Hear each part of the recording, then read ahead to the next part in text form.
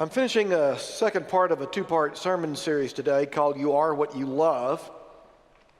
We kind of teed it up with the sermon last week. If you get a chance, you haven't heard it, you can go back and listen to it. This is the sermon where I'm actually going to talk a bit about the book that I read a few weeks ago that inspired at least a part of this sermon, and we'll get to it in a moment. We'll put it up there for those of you that like to read. I'm not going to ask everybody to read it, but those of you that like to read, I already know you're going to ask me as you're leaving, now what was the name of that book? So we'll put it up on the PowerPoint in a while in the middle of the sermon. You can jot that down and order it from Amazon or wherever. We're going to read this morning from the Gospel of Mark. I'll read it up here with you. The 12th chapter, a fairly well-known passage that appears in one form or another in several places in the New Testament. One of the scribes came near and heard them disputing with one another, and seeing that he answered them well, he asked him, "Which commandment is the first of all?" And Jesus answered, "The first is, Hear, O Israel, the Lord our God, the Lord is one. You shall love the Lord your God with all your heart and with all your soul and with all your mind and with all your strength. The second is this, you shall love your neighbor as yourself. There is no other commandment greater than these two." Then the scribe said to him, "You are right, teacher. You have truly said that he is one, and besides him there is no other. And to love him with all the heart and with all the understanding and with all the strength, and to love one's neighbor as oneself. This is much more important than all whole burnt offerings or sacrifices," which represents the Jewish way of worshiping God. And when Jesus saw that he answered wisely, he said to him, "You are not far from the kingdom of God." And after that, no one dared ask him a question. This is the word of the Lord. Thanks be to God. In 1970, when I was in seminary, I took up the game of tennis. If you went to high school in Denison, Texas in the early and mid-60s, you wouldn't have ever considered tennis. We played football. But I became fascinated by the game of tennis. I had a football injury that kept me from doing a lot of things and probably shouldn't have been playing tennis, but I could play tennis. And it turned out to be a game that I was reasonably good at. The reason being, you don't have to be fast at tennis. I was small and slow, made me a very bad football player, but I was quick, and you only have to be quick to play tennis. So I was reasonably good at it. I served a couple of years in Sherman, Texas, at First Methodist Church, and I got an opportunity in the early 70s to take tennis lessons from a man by the name of Clarence Dyer. Clarence was the retired coach of Southeastern University in Oklahoma. He had had a legendary career there, a number of world championships, small college national championships, and someone told me that he was a remarkable coach, and indeed he was. He was already in his early 60s, maybe young 70s, when I had my first lesson with him, and I was kind of looking forward to it. I thought, he's going to help me with my serve, right? Well, no. This is how our first lesson went. He started off by saying, "Don, you've always heard that practice makes perfect, right?" And I said, "Oh, absolutely. I totally agree with that. Practice makes perfect." He said, "Well, that's wrong." He said, "Perfect practice makes perfect. If you're not practicing it perfectly, you will only get perfect at doing it wrong."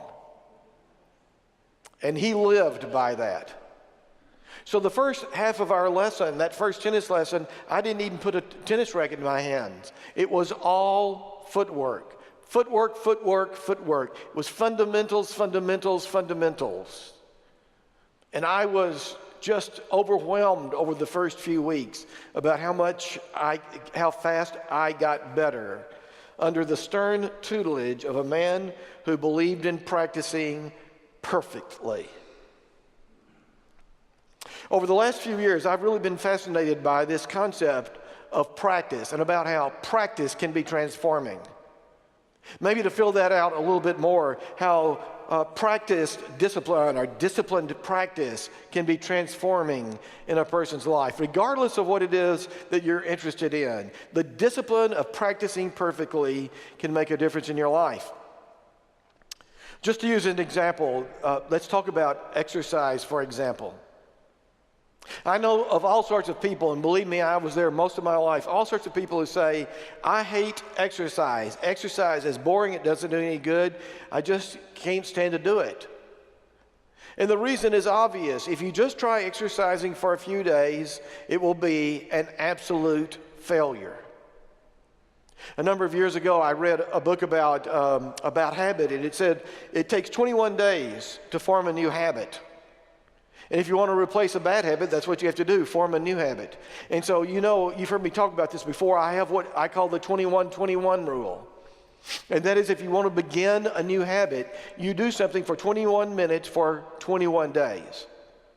It could be the 20-20 rule, the 22-22 rule. It just sounds better to me to say the 21-21 rule, right? 21 days, 21 minutes for 21 days. And so, for example, let's say that you want to get more fit and you want to start riding an exercise bike. Or you want to become stronger and you want to start doing push-ups. If you start doing push-ups and you do them every day, let's say you can do 8 push-ups and you do them every day for 8 days. When you get to that 8th day, if you think you're going to find results or be feeling better, you're wrong. The truth of the matter is, if that's what you're expecting, you're going to quit. Because by the time you get to the 8th day, you're going to be a little bit sore, you're going to be tired. You might only be able to do 6 sit-ups rather than 8 on the 8th day. Or if you've decided to ride an exercise bike, by the time you ride your exercise bike, you get to the 5th or 6th or the 9th or 10th day on your exercise bike, you've been doing it 21 minutes every day for 10 days. If you're expecting results, if you're expecting to feel better, if you're expecting to be more fit, on the 10th day, you're probably going to be disappointed. But by the time you get to the 12th or 13th day, you'll be riding that exercise bike and all of a sudden it'll occur to you, wow, I think I'm getting a little bit stronger. I can tell that I'm getting stronger in my legs. I'm more fit. I'm not as tired as I was. And by the time you get to the 21st day, you'll be feeling so good that you will have formed a new habit. You won't want to go a day without it. The same with doing push-ups. By the time you get to that 21st day, you will know that you are stronger and better, and you will have formed a new habit. Perfect practice can be transforming. You can take this analogy and apply it in whatever way you want to about spiritual practice. We're going to talk about it in just a moment. I forget who it was that talked about the opportunity to hear the great Van Cliburn practice the piano. I think he had been asked to be a chauffeur or something to take Cliburn from his hotel to the concert hall or something, and he was going to get to sit in on the practice session. He was so excited about it. I'm sure he was thinking, boy, I'm going to get a chance to hear Cliburn play some of Tchaikovsky's first piano concerto. There have been greater pianists than Cliburn for sure, but I don't think anyone's ever played Tchaikovsky's first more passionately than Van Cliburn. So he talked about sitting in on the practice. He sat quietly back in the back of the studio while Cliburn practiced the scales for 45 minutes. For 45 minutes. He said it was the most boring thing in the world. But Cliburn had learned to practice perfectly the fundamentals, the dull things. And he'd done that every day of his life, the scales, for 30 or 45 minutes. That practice had become a habit that had transformed his life. And so the question arises for us in the church is, what does it mean to practice one's faith? And that's really a good question. Let's say you're a brand new Christian. You've just decided to be a follower of Jesus. You joined the church last week. It's a legitimate question. What does it mean for me to practice my faith? I'll just give you a hint. We're going to roll out some programs in the fall that will give more opportunities for doing this in concrete ways. But maybe you've been a Christian all of your life, and you've got to that point where you say, I think that somehow I've lost it. It's not real. It's not vital for me anymore. What do I need to do to renew my faith? Or maybe you're like a lot of people. At one time you had faith and you've come back, and now you want to know, how can my faith become more vital? What do I need to do in order to practice my faith? Well, when you open the Bible, there are two answers to that question. One answer, which is found throughout the Old Testament and somewhat in the New Testament, is that you practice your faith by following the rules.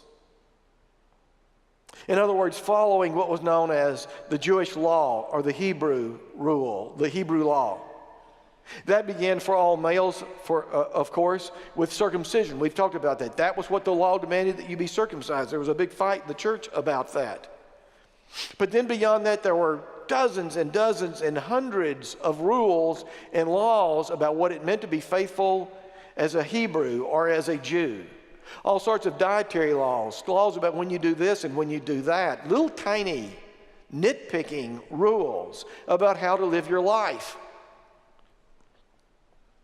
When you open the New Testament and Jesus comes along, this is the source of great tension. Because Jesus comes along and he says, look, all of the rules are summed up in these two commandments. Love God and love your neighbor. That's it. The Pharisees didn't like it because their life revolved around following, knowing, which was difficult in and of itself, knowing and following all the rules. Those of you who have read St. Paul know that St. Paul was raised as a Pharisee. He said, look, I've been perfect all of my life in following the rules. But look where it's gotten me. And so there was tension here. Jesus confronts the established a religion of that day, and he says, it's not the rules which lead to a vital relationship between the believer and God. It's the love. Love God and love your neighbor. That's it. The entire Hebrew law is summed up in those two commandments.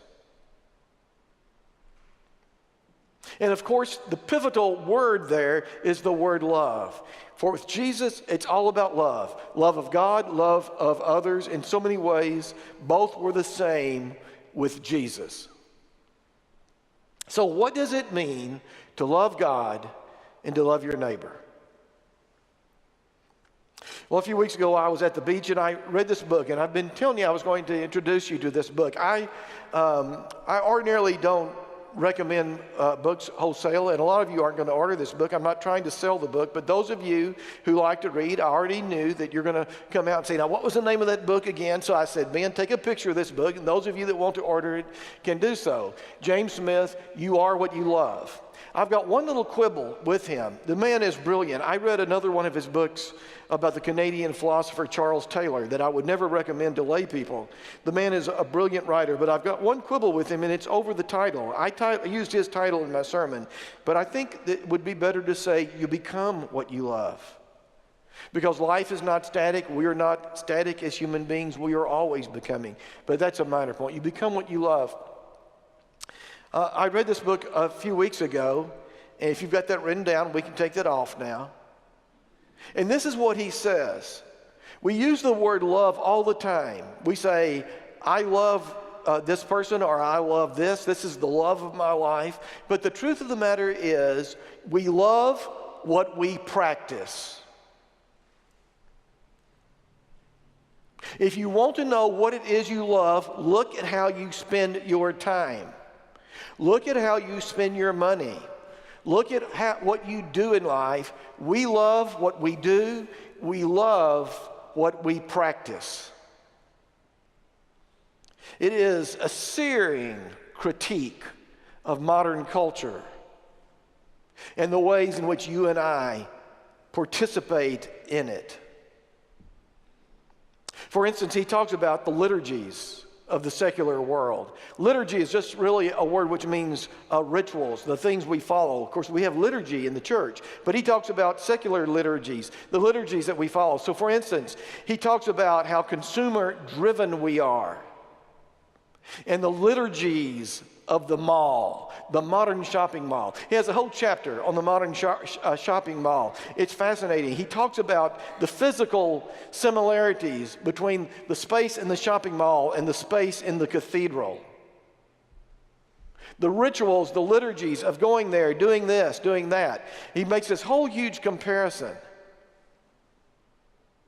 And he says, you may say that you love God more than anything else. But if you spend your time, if you practice doing something else, it may be that you do not love God. The liturgies of shopping, modern consumerism.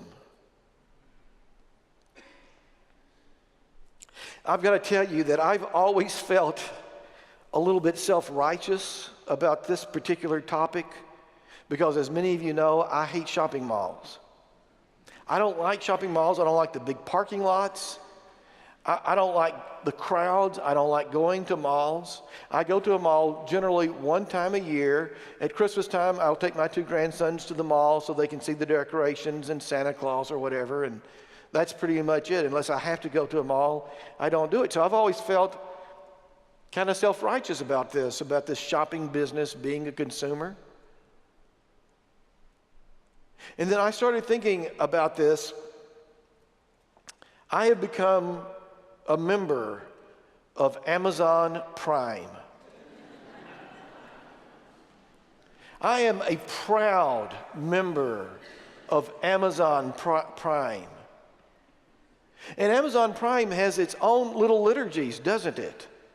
I mean, this is what happens with Amazon Prime. You say, I think I'm going to go order that book, and you put the name of the book in, you search for it, you click on it, you buy the book, and then while you're there, you're kind of seduced by the liturgies of Amazon Prime. You think, what would happen if I were to type in pocket knife? I think I need a new pocket knife. And it searches for pocket knives. Somebody came out the door at the middle service and says, well, everybody needs a new pocket knife, of course. Or a new whatever.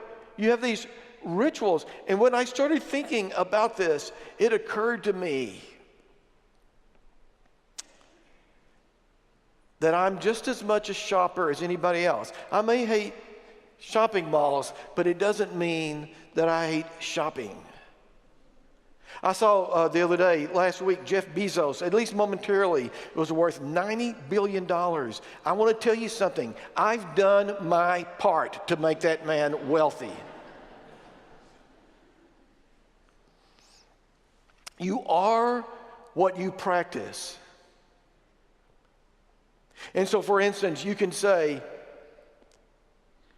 somebody says, what is it that you really love in life more than anything else? And you can say, well, I really love my family more than anything else. I love my wife and my children and my grandchildren. Other than my relationship with God, my love for my wife and my children and my grandchildren is more important to me than anything else in the world. But if you pay attention to what you do and how you spend your time, what it is that you practice in life, the liturgies that you follow, you might find yourself at the beach on vacation, and you start paying attention, and you realize that your mind is back at work, constantly back at work. And you begin to recognize that you are driven by work. And you're having a conversation with your wife, and really it's not going all that well. When you stop and think about it, the reason it's not going all that well is because what you're really thinking about is the sermon you're going to preach the next week. And you stop and think about it, and you realize it, and you realize that your wife has realized it as well. And you might have to consider the possibility that what you really love is your work.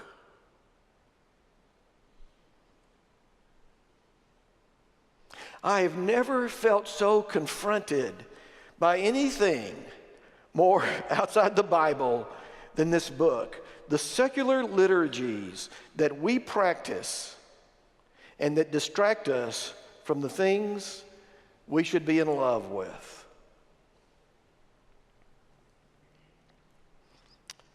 What is the answer? There are a lot of things in this book, but I'm getting ready to finish up. He talks about, in this book, from beginning to end, what is a countercultural answer to this problem that we have. And he calls it the practice of historic worship. It's about as countercultural as you can get in a world in which worship is declining every single week. In a world in which we have done everything in the world to kind of make worship sexy, if you don't mind me using that word, trying to make it relevant and fun and entertaining. Nothing wrong with all of that, and a lot of it has been really good. But he talks about the pragmatic, unsexy parts of worship. He says what makes worship worship is not the things that are entertaining, but the things that we practice week in and week out, one week after the other. And that it is the practice of historic worship that prevents us from being overwhelmed by the pettiness of the rest of our lives. And so he says when it comes to the practice of historic worship, it is the gathering that has power for us. It is the standing together and saying the prayers that has power to form us. It is sitting at the table and sharing the meal of Holy Communion. It is the listening to the proclamation through the music and through the liturgy and through the creeds and through the sermon that forms us. It is the practice on a consistent basis of worship, historic worship, that insulates us, inoculates us from the seductions of the secular liturgies that call to us.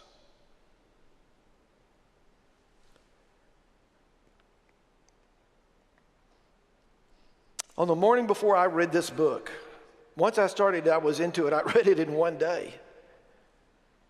But on the morning before I read this book, I went to church. We were at the beach. I don't always go to church at the beach, where I'm basically just wear a swimsuit all the time. But for some reason, I felt like I needed to go to church, and I did. I didn't wear my swimsuit. I put on some jeans. So I went to this church. It's a pretty good church, pretty big, large church. And this was my experience. As I walked in, I found that by my standards, the hospitality was just average at best. When the service started, the music, certainly by our standards here at Christ United, the music was below average. I found the children's sermon to be dull and uninspiring. And when the preacher preached, I just never got with it. And so I found myself at noon driving back to the condo on the beach. And I thought, I'm so glad I went to church today. I needed that. I needed that. The scales of worship, dull as they might be sometimes, which form us in our relationship to God. I'm so glad I went to church. I needed that, as it should be, as it is.